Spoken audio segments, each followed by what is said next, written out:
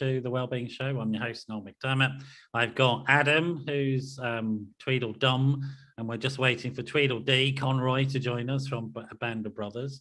Conroy's currently switching machines on and off frantically in the hope he gets a Wi-Fi signal. So there you go. That's evidence, isn't it, that this is a live show. And we've got these fantastic guys on from Band of Brothers, an amazing organisation that we're going to learn about. That I put up on the pedestal. They're going to shoot me down in flames for putting them on a pedestal, but that's fair enough. I'm still going to do it because I think they're amazing. Anyway, it's a live show. If you're listening to this on a Wednesday, 23rd, 9 o'clock in the UK, it's going out live. We'll go out live until 10 o'clock. Be lovely to hear from you. You're welcome to drop in messages in the streaming platforms that we're on, which I believe at the moment are Facebook Live and YouTube.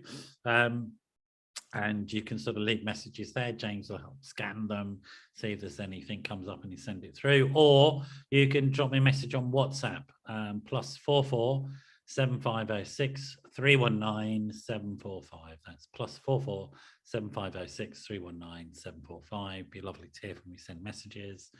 If you want, you can jump into a call with us and have a chat. So that's enough of me, I think. And Adam Bloomberg, no relationship to the billionaire Bloomberg, I presume. No, none at all. Thank you very much. None at all. That's a pity. I was going to sort of ask you for some cash, but, forget it. How are you doing, Adam? Welcome to the show. Thank you very much for having me. Oh, it's good to have you. And it's Conroy, your boss, who's going to represent the organisation, is currently going to come on at some point, and James is sort of liaising with him. So in the meantime, we've got you. So don't freak out too much. It's really good to have you here. Tell us in your own words about Band of Brothers, what it is and what you do as an organisation. Well, yeah, it's a mentoring community. It's an organised community of men mentoring men is what it is. Yeah. Why is that useful? I mean, I sort of like. Why is it useful? It's needed. Who's going to teach men how to be men if men aren't going to do it? And not just teach how to be men. Who's going to share and share the journey along the way? Yeah, there's a lot. It's interesting. There's not a lot, but there's been quite a bit of research around. There used to be rituals to transition boys into manhood, and many cultures there still are, but not in ours. Yeah. And so there's a sort of theoretical base that is arguing that lack of those transition rituals are a significant problem. You're nodding away there. Does that make sense to you? Yeah, no, it does. I come from my religious background. Still holds true to initiating their young men. I stepped away from religion from a very young age. It didn't appeal to me. Is that Jewish background? So yeah. I know some of the 14 certain things happen for young men. Is that right? Yeah, it's 13, and I thought the Bloomberg would have given it away, but yeah. I didn't want to make assumptions. I didn't know, but yeah, Bloomberg is definitely a Jewish name. But we're not talking about that because you don't have the billions, so we're not interested. But you've stepped away from religion, but you get that idea that your culture, if you like, that culture that you're part of, still has those rituals and those transitions. Yeah. And I feel like for men and for women, there's got to be a significant moment when I stop becoming a boy and start becoming a man, and what that actually means to me, and what it means to the rest of the world, and how I'm seen.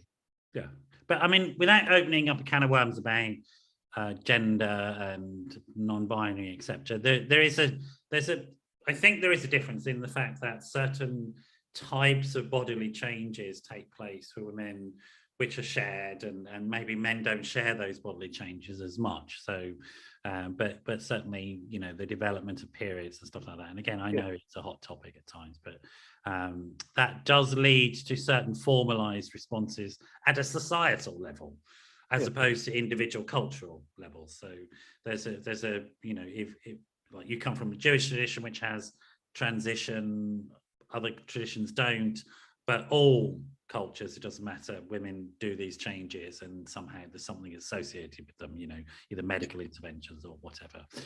So I think there is a slight difference in that sense. Yeah, I would agree with that. Yeah. So you weren't just sort of somebody who saw a job advert and got a job as a mentor in Band of Brothers. That's not your story, is it? What is your story there? My story is I came through as a young man who needed to be mentored. I was involved with probation. I made quite a few wrong choices and stuck by them for a while. And I went on a rites of passage weekend with a band of brothers, and I did the initial 3-month quest, and it really opened up a whole new world and a way of thinking for me, and it was clear to me that I had a lot more work to do and a lot more. I had to spend a bit more time on myself and right a few wrongs and put action into a few changes in my life so I can start seeing more positive things around me. Yeah. All right. So for those people that are listening by audio only, Conroy has joined us. You won't see the visual clue, and he's been very respectful about Adam talking and sharing his story. So that seemed like a natural break to me, Adam. I hope that's okay. Just Perfect. To sort of welcome Conroy. Hello, welcome back into the show. Really good to have you back with us.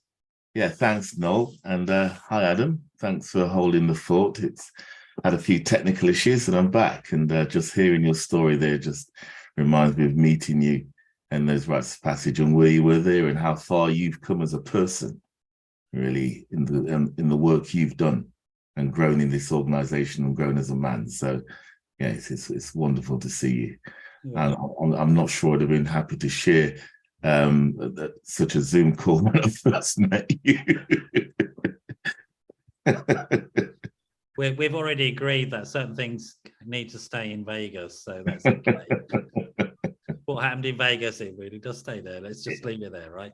I mean, there's like for people watching and listening, there's going to be these. I'm going to say this explicitly in this conversation name, because Band of Brothers deals with young men that are in, can be in quite challenging and difficult situations, and that don't just carry emotional baggage, but maybe other sorts of legal baggage. And that's like, we have to be sensitive about this shit, about what's going on.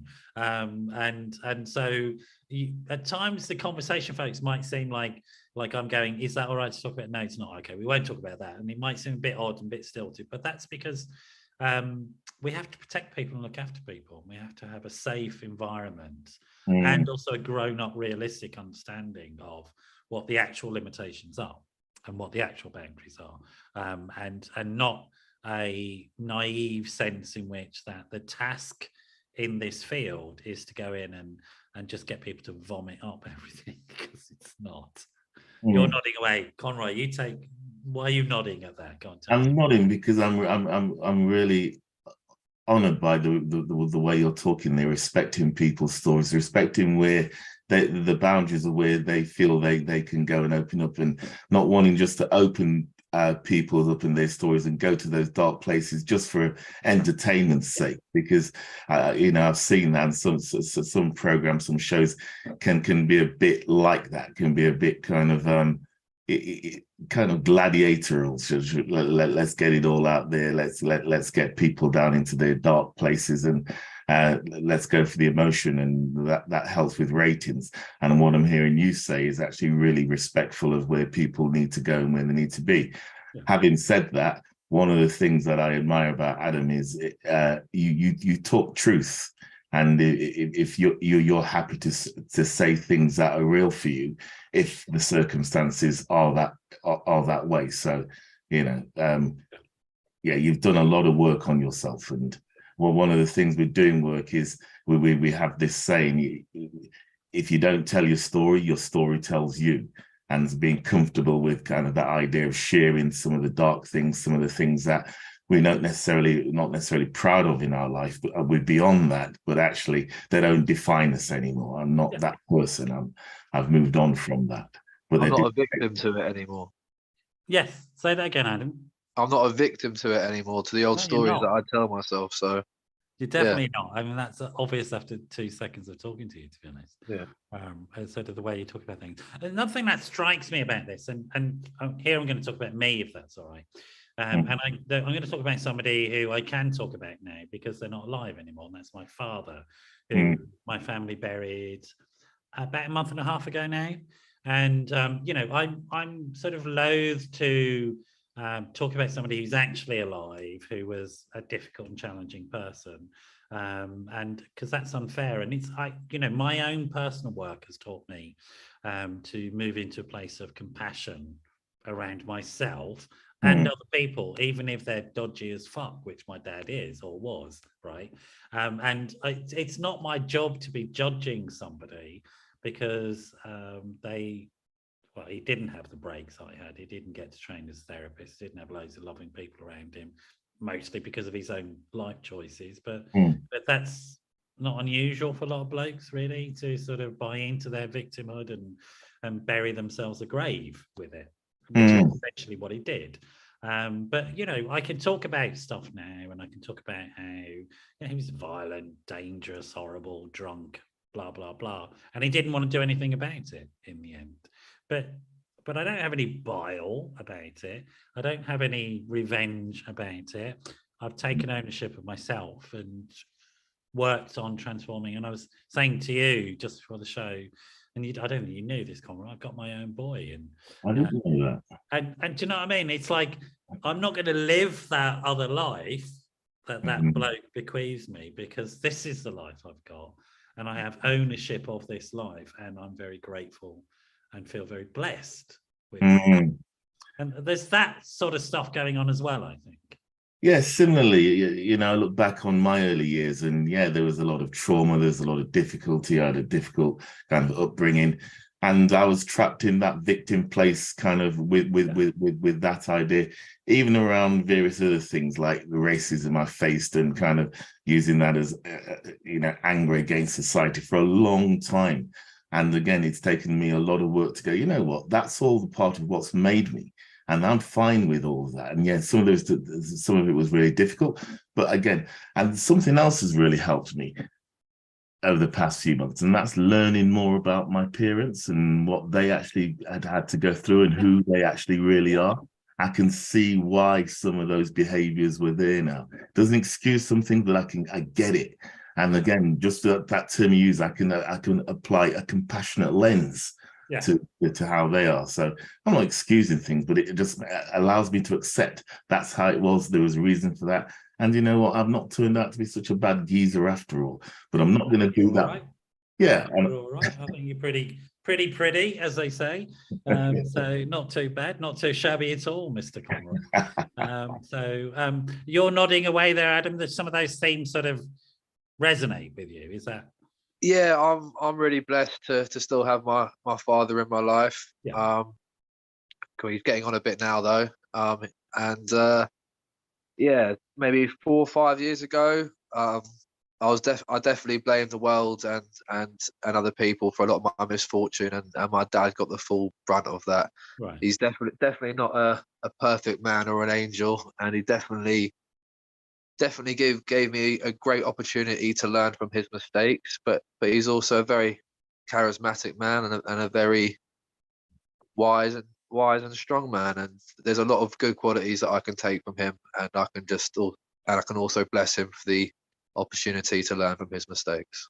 Yeah, I mean, the turning point for me, I think, in the relationship inside my own head with the man that was my father, was getting hold of a concept called forgiveness, which sounds really Jackanory, right?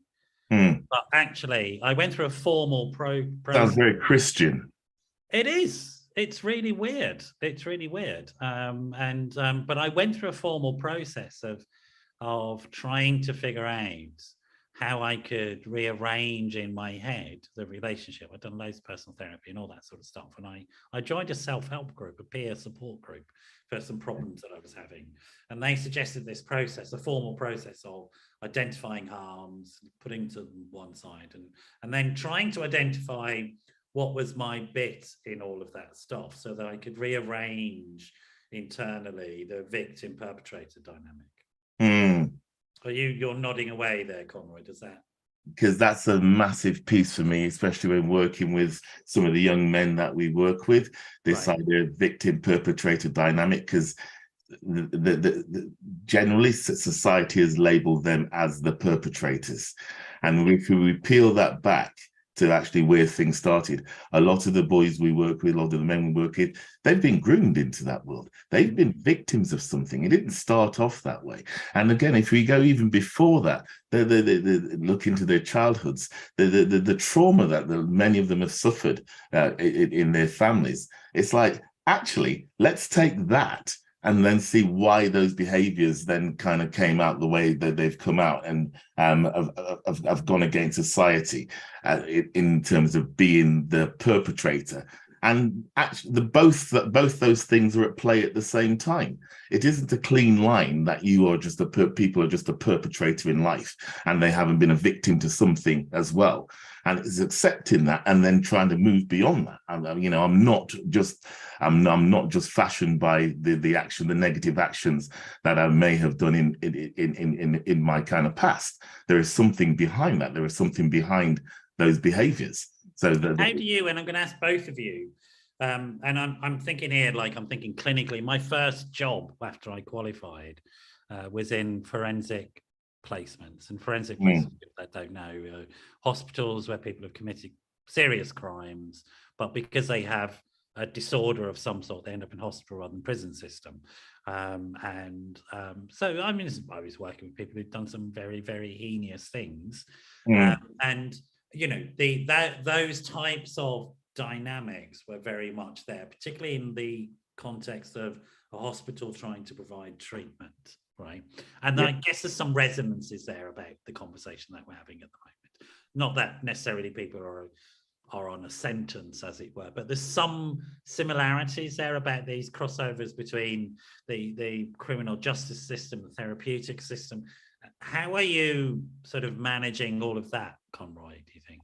Well, for me, it's interesting here you say that, because I started my professional life late in my 30s, and I worked in mental health, and I worked on forensic units around Oxford. So I was meeting some of the types of people you're talking about, doing some of the heinous things that, and again, it was really strange to me because we're talking about human beings and connecting with them as human beings. They may have done these things acting out of illness. And interestingly, we don't think of trauma as illness, but again, that's right. You're absolutely spot on. Yeah. And yet that can be just as much a precursor to people's actions as people who are kind of clinically unwell in that way. So I learned very early on in my career that just treat people as human beings as best I can, because they are not, and they've done some awful things, and some of them still weren't very nice people, if I'm honest. Some of them were very scary, but again, depending on where they were in their treatment regime. Yeah. Adam, are you sort of resonating with this? Not like, are you one? That's a really unfortunate way of saying it. What's your position on this? Where do you place yourself? I don't pretend to know more than I do, like the ins and outs about the mental health side of things. I just know that when Conroy was speaking earlier about where these like initial messages like sort of come from, and being told that I was bad when I was younger and stuff, for simple things as a young boy, I'd like just like physical like play with my friends. Like it's straight away you're told that you're not allowed to be violent or push, or you're not allowed to break any sort of challenge or see how strong you are. And I think that plays a massive part in young men not knowing how to communicate around other young men, which then lead to violence and lead to darker situations because they haven't been trained from a younger age to deal with that sort of Those aggressive communication. impulses, right? Yeah. Yeah. Yeah. I mean, I remember growing up, there were loads of boxing clubs, and then there was a fad for closing them down because it was the idea was the boxing clubs created the problem. I thought they solved the problem, to be honest. Yeah. Yeah. Yeah, exactly. Yeah, and again, just off the back of what you're saying there, Adam, around teaching young men, we've come across this idea of self-regulation and how to promote self-regulation, regulating of difficult emotions. And actually, I'm hearing now in certain educational places that is what's going on, starting to train young people of how to work with the difficult emotions as they arise and how to kind of deal with anger, how to deal with jealousy, how to deal with envy, how to deal with the difficult stuff, which is what you're saying there, Adam. We had no clue I didn't have no clue what to do with difficult stuff, but I could see that there was one way around it, and that's to slap somebody or shout at somebody, and that seemed to create a reaction and work. It alleviated something, and and also kept me safe in the environment I grew up in. And it's awful to say that because oh dear. You're okay there, Conroy? Yeah, no, I was just thinking of the idea of kind of hurting others to keep myself safe was a kind of a narrative, a story. Well, I'm gonna share this. I don't really often talk about this very much, but when I grew up in Birmingham as a kid, I used to carry a knife with me, and it happened after somebody had attacked me with a knife and had humiliated me in front of their gang and made me beg for my life and stuff like that. I don't have particularly strong, unpleasant memories about it. I've done all this personal work, and so I don't have any of these flashback things anymore. But I then carried a knife with me because I was frightened and I was angry as well, and I wanted revenge. And I carried this thing around with me for ages. And then what changed for me was I remember distinctly I was bunking off school again. Just like I don't know how I got away with it, to be honest. I was just lucky that I was good at exams. That's all that happened. So I aced the exams because I was really good at cramming and I really enjoyed exams. There's something weird about me, but there you go. Anyway, I was bunking off school one day. I should that's not illegal, so I can say it. And I was walking around. I was walking to my sister's flat, my eldest sister's flat, and I had the knife in my pocket and I got it out and I imagined pushing it into somebody. And I was disgusted. I was revolted because I not really thought about it up until that point. Do you know what I mean? I thought like I had this object which somehow gave me some sense of security, but then I actually thought about using it and it horrified me. And it was really weird. I didn't know I had those feelings because I'd been brought up being told I didn't have feelings like that. Right. That was the truth. I mean, literally, the whole of society was telling me that I had no empathy and I had no feelings and I wouldn't feel bad about hurting somebody. It was all right. It was just part of who I was. And that's the background I come from. It was poverty. It was poor. It was Irish. There was racism. There was war. There was like this and that and that. But actually, it horrified me. This little boy. And I was like, no, I can't imagine. That's horrible doing that. And I think there's a lot of. And what were your next steps after that, Noel? After you realized there's this, you had this. My next steps were I threw away that knife. Well, I should have disposed of it safely. I'm sorry, but I threw it away in disgust. And then because I was in academic, I started to research around men and stuff like that, which is similar to what you do. But literally, I researched around men. I researched around men such as Mandela, who rose above that training and that brutalization and moved to political action and changing the world and helping others and Gandhi and various people. And I was lucky that I went that route instead. And I started doing that. So I started to create my own mentors, as it were, I think. Looking back. Right. And they weren't people I'd ever met. I once met one of my heroes who was Trevor Huddleston, had been a priest, white priest, priest in South Africa. I used to work at a place called the Huddleston Centre in Hackney, which was for disabled kids, named after him. And he actually turned up one day. I remember I was in my 20s, it's outrageous. And everyone was, oh, Trevor Huddlestone's coming. And I went, he's walking up the stairs, and I went, oi, Trevor, hello. Like, bless him. He turned around, he came down the stairs, and he spent 20 minutes talking to me. Now, what a bloke. Beautiful. What a bloke. Mm, Do you know what I mean? It's like this. I mean, he is something else, Trevor Huddlestone. You know, the strength he had to stand up to that regime and his own culture, his own training, and Yeah, he turned around on a stairway for some oik in Hackney and sat down and had a cup of tea with him. And that was it. It was like meeting people like that, Conroy. And to be honest, I don't want to blow smoke up your ass, but I sort of think of you in those terms. Oh, I don't. It's interesting. I'm hearing you say that, and I'm thinking about the turnaround in my life, and that was again mental health situation. My ex-partner, she became mentally unwell through drug use, and I had to take on my 2 children, and it was then taking on these 2 children really young, 7 and 4, looking at them and thinking, wow, this life I'm leading is just going to lead us all down the toilet here. I need to do something really different and drastic. I need to stop some of the people I was hanging around with. I was selling drugs. I was kind of in this nowhere place. And a friend of mine says, well, look, you got these 2 children. How about doing some volunteering in this mental health place? And I was like, you must be crazy. I thought I'll go along and try it out and see. And it just, that was the change.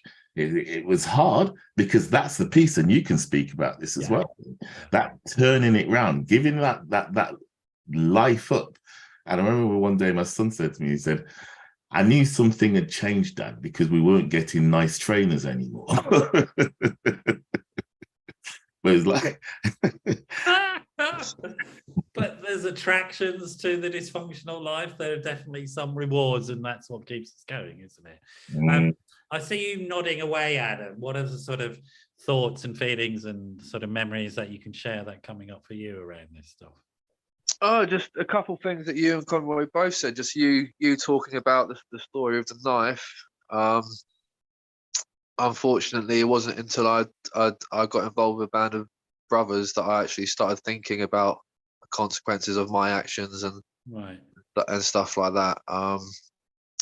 And yeah, it took a while to open up that piece of my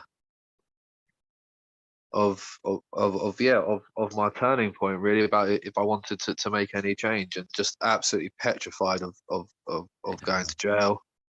And also, I had a couple of traumatic experience happen to me, and it was I don't know how to say it. I was putting into this world of hate, and I was receiving a lot of it back. And I was speaking to Conroy earlier, and it's nice to be in a place where I'm not in that anymore. And I was quite fortunate to get out without any too many obstacles in my way now, if that makes sense. How useful is it? And we are being thoughtful and careful about the content of the conversation. We have to be, and that's right. And people are looking after themselves. How useful is it, though, do you think, Adam, and then maybe Conroy can answer this, that to be a mentor in Band of Brothers, that to some extent you've had some types of similar experiences, or some experiences that you can share and offer what I might think of as identification to people? No, for me, I mean, my mentor was an ex-police officer. We had absolutely nothing in common whatsoever. But what worked was the fact that he was authentic with that. He didn't try and be my mate. Being a mentor isn't trying to be my mate or trying to relate to me. It's literally giving your time to walk along my path with me for a bit, without trying to fix any of my problems or anything like that. And then we formed an unbreakable relationship. I'm still in contact with him to this day. 7 years later, he invited me to his wedding. Wow. He'll always be a part. Quite an interesting turnaround. Invited to this couple's wedding. Was that ever on the cards? Not in my head, it weren't. For all But sorts of reasons. I respected the man. He didn't try and be my friend or try and, yeah, I know what you're going through. I've been there too. It was none of that sort of Right. bollocks. He was just authentic with himself, and he challenged me, like, and he helped me see that a lot of my issues and a lot of my problems were my issues and my problems in my head, like, and the stories that I was telling myself, not Okay, what cool. stories other people are talking about. And is this part of the training that you give to mentors, Conroy? Again, it's fantastic hearing you say that stuff, Adam, because again, the men that step forward from their communities, and big shout out to you guys, any of you listening, any of you not listening, because you're an amazing bunch of people.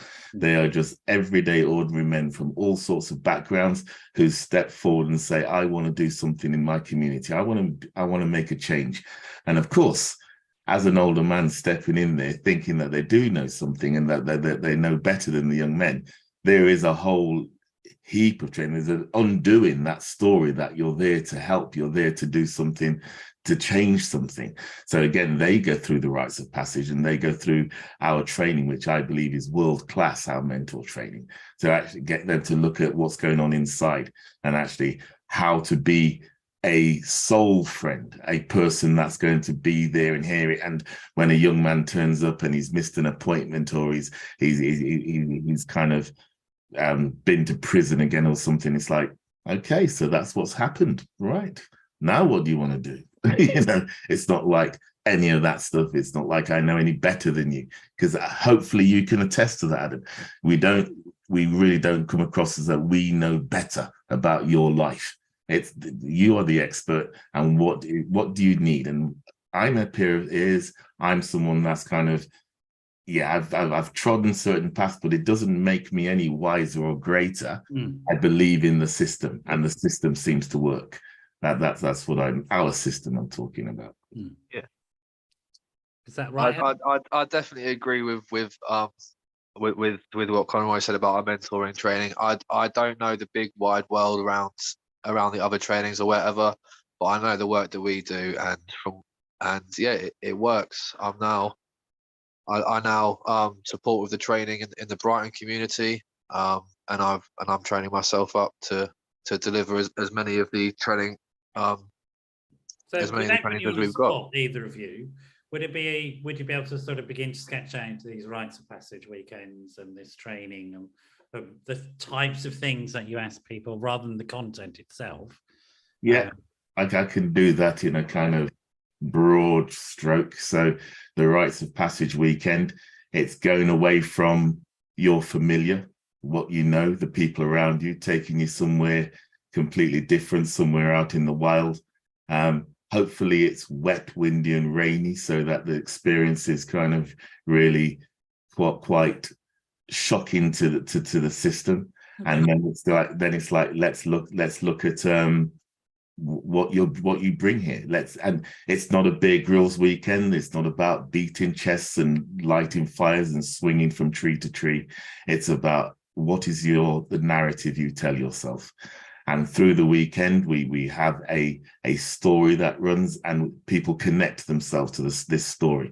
If you know the work of Joseph Campbell, The Hero's Journey, then you'll understand this idea of rites of passage. It's a dip down and then kind of a lift up, break down that sense of what I'm holding on to, that sense of my ego, and then giving space for people to reform in a way that works for them and who they are. That's the rites of passage piece. That's as much as I can. I'm happy to go with it.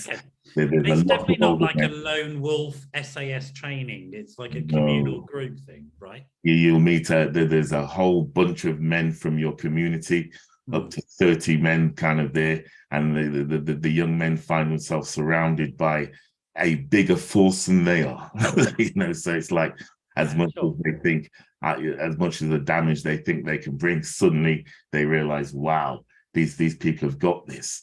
And actually, let me put it back for me on my rite of passage. It was the first time in my life, really, that I looked into the eyes of men, that I could see that they'd done the work, and I could also see that they could hold me.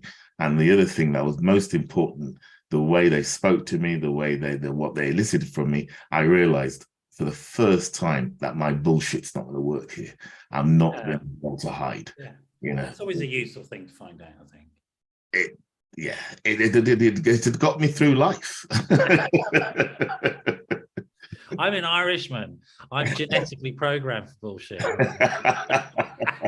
Sort of, I don't need to kiss the Blarney Stone to be followed. So, but I mean, it's an interesting thing. I sort of, there's a number of things that are coming up for me, ways I'm relating to it on a very personal level. One is that when I got sober, I went on a weekend similar to that, and it was very much about a group of guys getting together and thinking about what it was to be a man. And hang on, I got someone. Oh, I got a message. I'll get back to you. Message. Thanks for sending the message about the show. I'll get back to it in a minute. And it was mostly is because I'd stopped using. I'd got clean and sober and all that sort of stuff. And it sort of struck me that I'd missed out on a lot of life. I'd been doing this stuff. And I was a bit confused and a bit lost as to exactly who I was. And it was a bit embarrassing as well, because I was in my 40s. And there's a lot of stuff people seem to know and just have on tap about who they were and what they were in life that I just didn't get. Do you know what I mean? And I needed a place, I needed some way of trying to orientate myself in what felt like a very strange and not hostile, but just strange world that I wasn't grasping, right? And I've done a lot of personal work and therapy and stuff like that.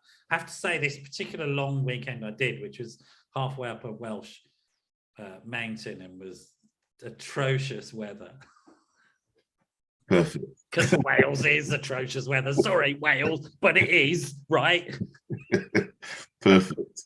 And it was I don't want to say transformative, because I don't really believe in transformations in that sense. I mean, I think there are points when things can happen that can be navigational points, really profound navigational points. That's my experience, right?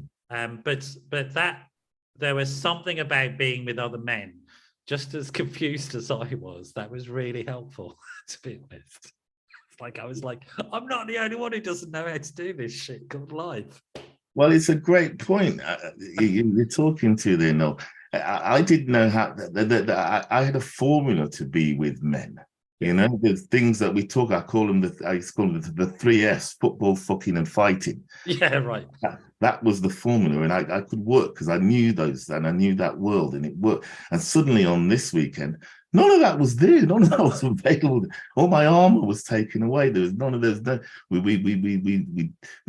kind of take away the banter stuff and keep it and be authentic and kind of really touch into what is your authentic self. And that was bloody scary, mate. I tell you, it was great seeing other men do it, but the idea that I could be as authentic as that and turn up like that, wow. I'm going to share the thing around, because there was a lot of stuff on that weekend, and I think one of the things, my experience about being with other men and doing work, is that it's totally permissible to think, oh, that's a pile of shit, I'm so interested. So they asked me to do this rebirthing thing, and I just thought, oh, fuck, I can't stand this shit.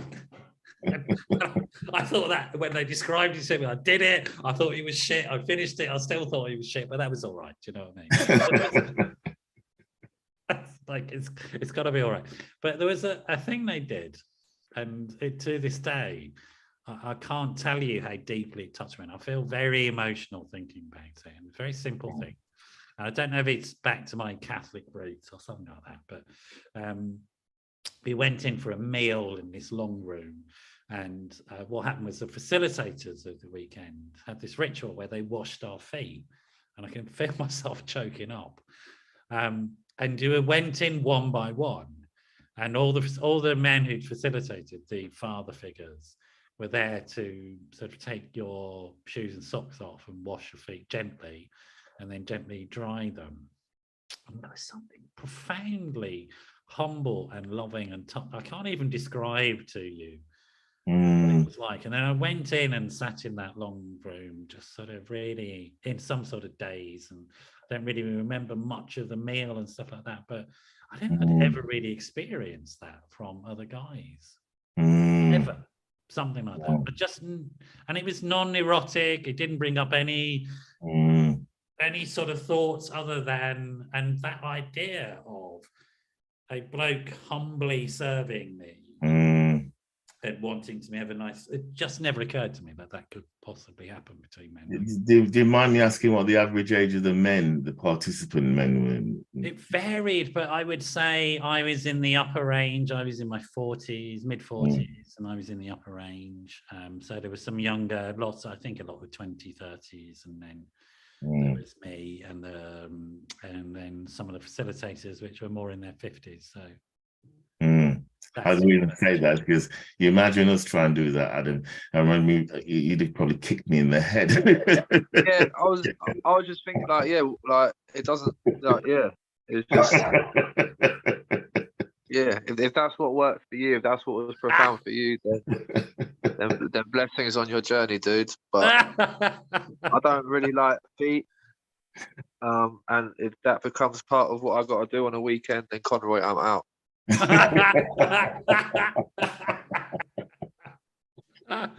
Oh, cool. And that's absolutely beautiful encapsulation of it. I think that there is within this work, there's lots of different ways of doing it, and there's lots of different experiences. But I think a lot of it is about just getting genuine about and authentic and honest about what is working. Exactly. And just I can speak for myself, like, and I don't think that, like, until I sort of like did the weekend as a young man, I didn't tap in or acknowledge any of my fear or any of my grief. It was all masked by anger. And what I got on this weekend was a chance to look underneath what was underneath my anger. But yeah.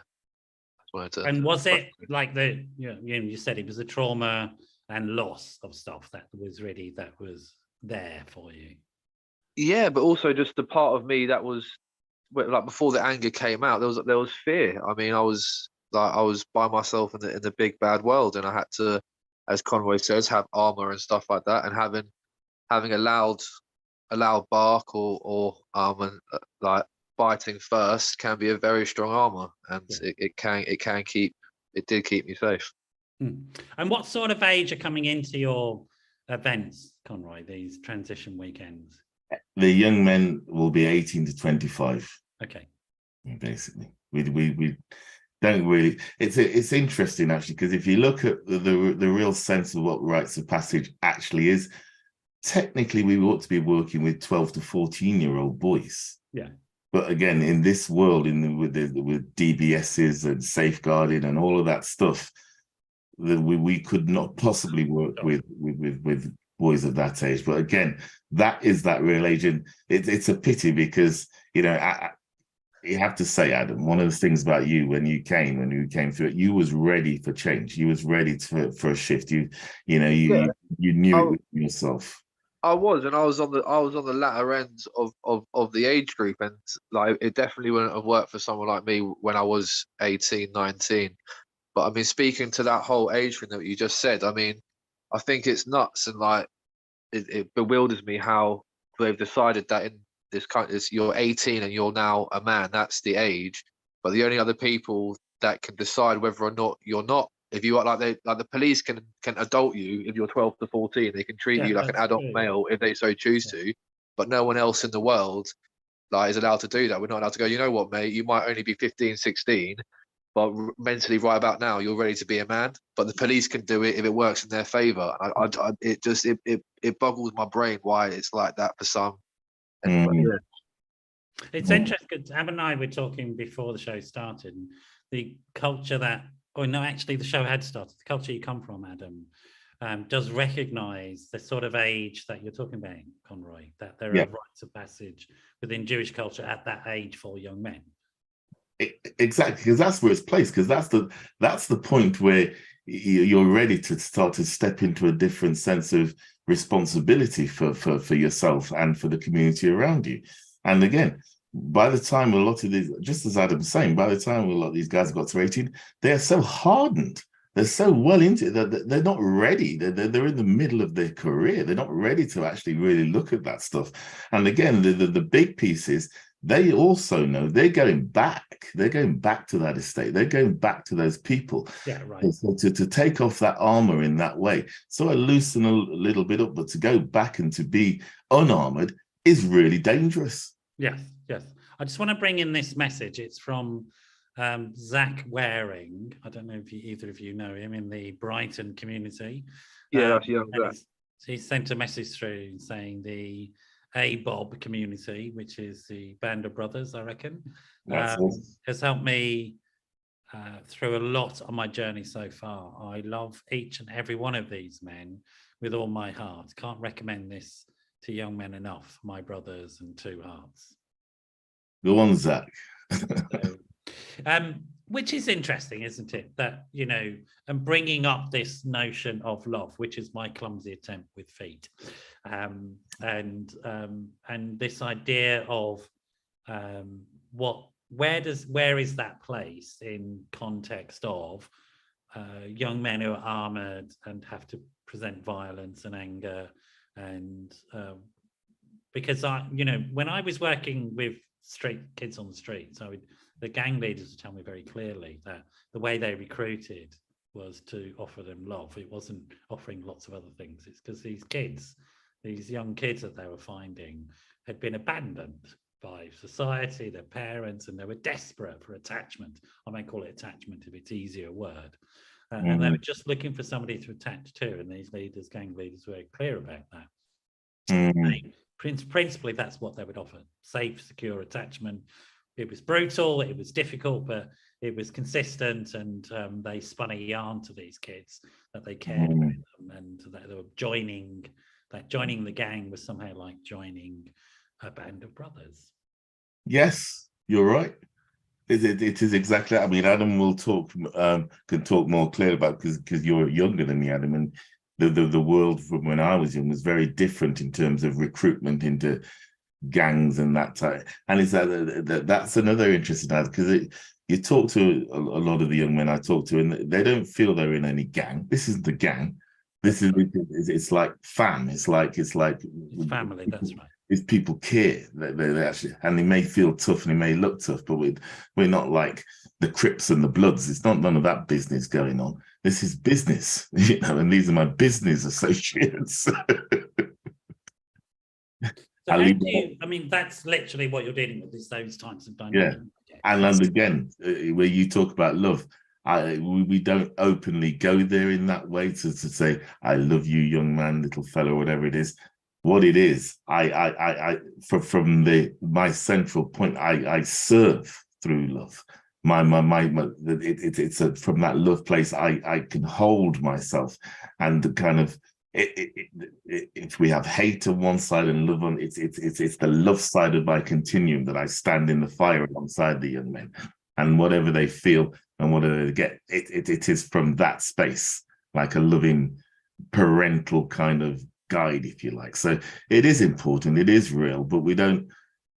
It would frighten men off if we started to talk. I hear it. I mean, yeah, but can I just say something? Yeah. No mentor in a band of brothers has ever said that they love me, or that they care about me, or that if I'm with them, it's going to be safe. They haven't. Those words have never come out of their mouths. Their actions have shown that they care about me. Thank you. But they actually haven't. They don't need to use any words or anything like that. And they've never once lied to me and told me that it's going to be easy or safe. I'm going through a lot of. I've been going through stuff.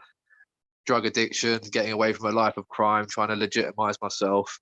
That's not going to be safe. That's not going to be easy. And they didn't bullshit me and tell me that it was. And that whole love from the gangs and even relationships and whatever it is, it's conditional love. There's conditions to it. And there's something like nothing was asked from me at all, and nothing was offered. I was just told that it's there.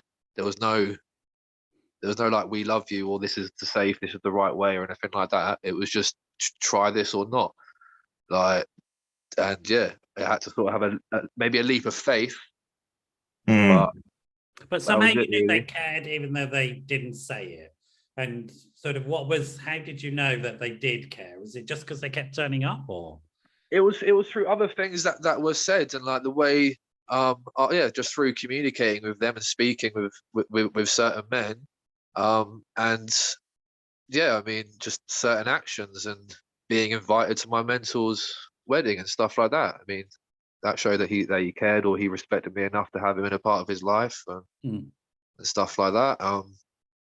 Being asked to step up in the organisation, that was a show, like, yeah, show that they cared about me and that they wanted me to be around, and yeah, but there was no, we really love you, or and what would have happened to you, do you think, if early on people had come out with that type of words? If it was all, look, I live in Brighton as it is. If it was all like hippy dippy fairy like blah, then I would just, yeah, I would have signed what I needed to sign, done what I needed to do, and then said thank you very much, my probation officer, and never looked back. Okay. Yeah. And then there's another thing that again you can attest to, Adam, if you so choose. And there is a certain code we honor, and that's being impeccable with our speech, kind of not taking things personally, and things like this. And we invite the young men, the people around us, to call us out when they see us not acting impeccable, when they see us taking things personally. You know, so any young man, CEO or not of this organization, any young man can say, actually, I've got a charge with how you're carrying on. I've got an issue with you, and I'll stand there and hear that, and I answer to that, and I'll take accountability. We take accountability, and the young men can offer us that kind of step of taking accountability for actions. If I'm not, if I let someone down, if I'm late, or if I'm, for a meeting, anyone can call me out, and that's also something that kind of engenders that. It's sort of leveling of the power dynamic, rather than, we got power, you have to learn from us, we're dragging you up. It was like, hang on a minute, this is more of an equal relationship. Yeah, I didn't know what I was allowed to and wasn't allowed to say about like what we do, but yeah, the way they showed that they cared and all that, like, yeah, it's the 4 agreements that they live by, and that they aspire and challenge, that we aspire and challenge ourselves to live by, which is Conroy has just said what they were. So yeah, say them again. Can you say them again? To take nothing personally, to do my honourable best, make no assumptions, and my word is my bond. We borrow those from the Toltec tradition, a kind of South American First Nation people who that was the code they lived by. We borrowed that as a way of holding us to something that's bigger than ourselves, that's outside of ourselves.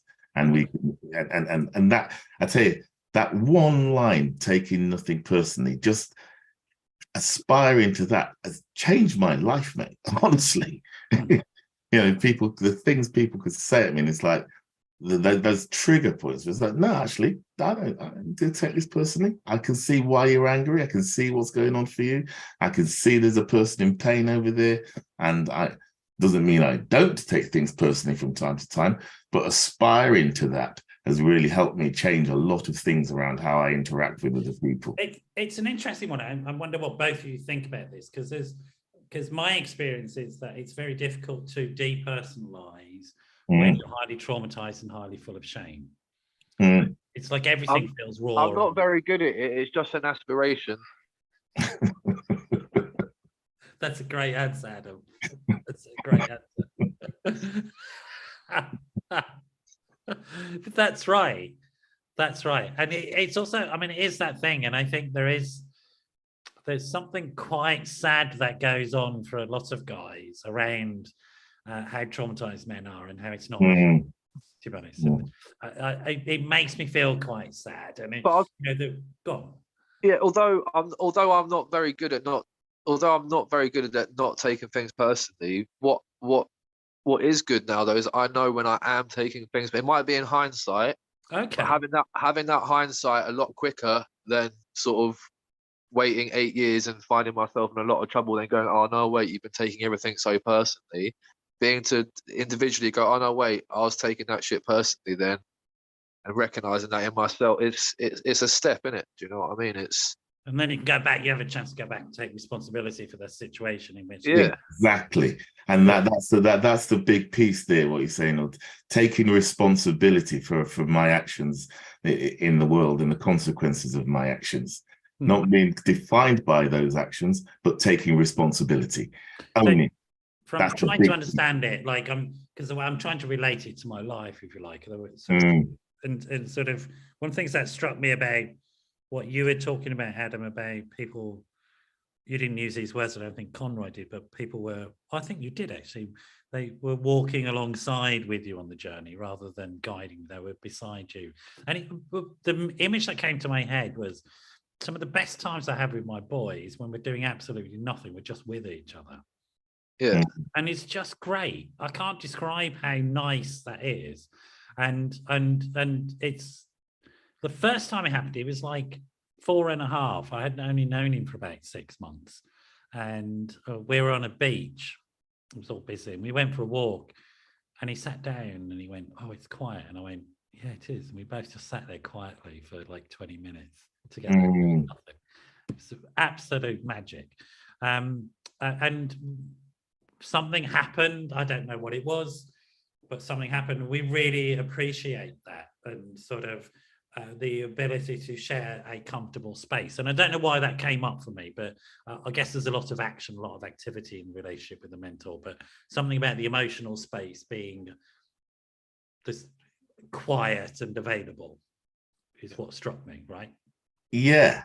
You're going to come in there and no. It's right, actually. Yeah, there is activity, there is stuff, but actually we also spend time just being. Just being sat with each other, and we sit in circle, that kind of ancient piece again, men sitting in circle, people sitting in circle. Again, that levels out the power difference. It's not ahead of the table. We can all see each other. We meet up weekly and sit in circle and listen to each other. We're there for each other. And knowing that these men have got my back and I've got their back, it's very powerful. It's also quite, I mean, because people, I don't know, people are really understanding the clientele and the context that they're coming from, because you are dealing, Conroy, with people who live in very dangerous circumstances, for whom sitting in a relaxed manner with other guys is quite a revolution, right? Like, seriously. Yeah, and we don't with that's I'm glad you said that, because that's one thing we try not to go into, that type of terminology. You're not my you guys are not my clients. They're not they're not the this object as a client. There's a human person. Yeah. Adam and I were talking before this earlier on today, and I was like talking about my dilemma, because once a person's come through the 3 months of mentoring, they're invited into the community. They become part of the community. And that's the piece. Now you've got a community, you've got something to lose. And so the idea of who are you in the community? So we have this term graduate, and actually it leaves me more and more really uncomfortable, because there's still a separation. There's still you're the graduates, we're the kind of men. And there's something about that, almost dropping all of that and being as equals.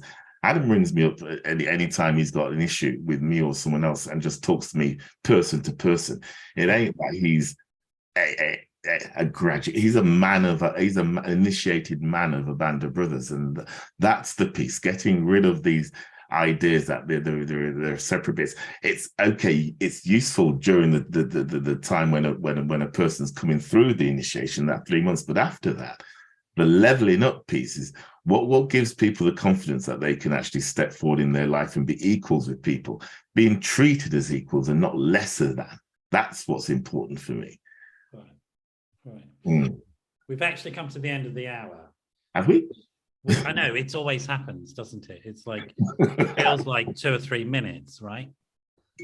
But we've actually come to like the end of the show, and we've. It's not possible. No, it's ridiculous that we've literally been talking for an hour. We do have to finish, because it's an hour-long show, and that's the boundary on it. I'd love to continue. It's, it's an amazing. And I know you're not going to like the terminology, you're not going to like me putting you on the pedestal, but tough shit. you are an amazing organization. You're an amazing person, Conroy. And the work is extraordinary in the field. And very much I admire what's happening, what you're doing. It's very authentic, it's real. And as far as I can tell, it's always growing and learning. It's always changing and shifting and giving a real hope in these times, particularly now, because I think that, you know, what we know, what you know, what we know from evidence is that during economic downturns, men get it in the neck a lot. Yeah. And this is when men start killing themselves. Yeah. That's what happens during these times. Adam? Can I just say one last thing though, because you've done it a couple of times. You've kept calling it an organisation, and it's not. It's a community. It's an organised community of men. Thank you. Yeah, and yeah, the last word from me is Cameron. A young man died. One of our community died last week. Yeah. Yeah. So just wanting to remember his name here, because every one of us are important. Yeah. I mean, what I feel has happened in this very quick hour is that people have had an insight into how the community operates. Yeah. The equality, the democracy, the conversation, the authenticity, the sharing of our ideas, the calling each other out, and in a respectful manner, and the commitment and passion, and the courage. Yeah. All of those things have been present for me in this hour. Thank you. And so I feel very honoured to have shared that. And I want to thank you both. I'm going to have the last word, and I'm going to leave it having said nice things to you, and you're not allowed to comment. You're just going to have to tolerate those feelings, whatever ones you're having. So stay there with me, guys. I'm going to say goodbye to the audience, and I'll see you all next week. Fabulous evening for me, really sort of heartwarming and touching my soul this evening. Going to say goodbye for now, and I'll see everybody next week. You two just stay there.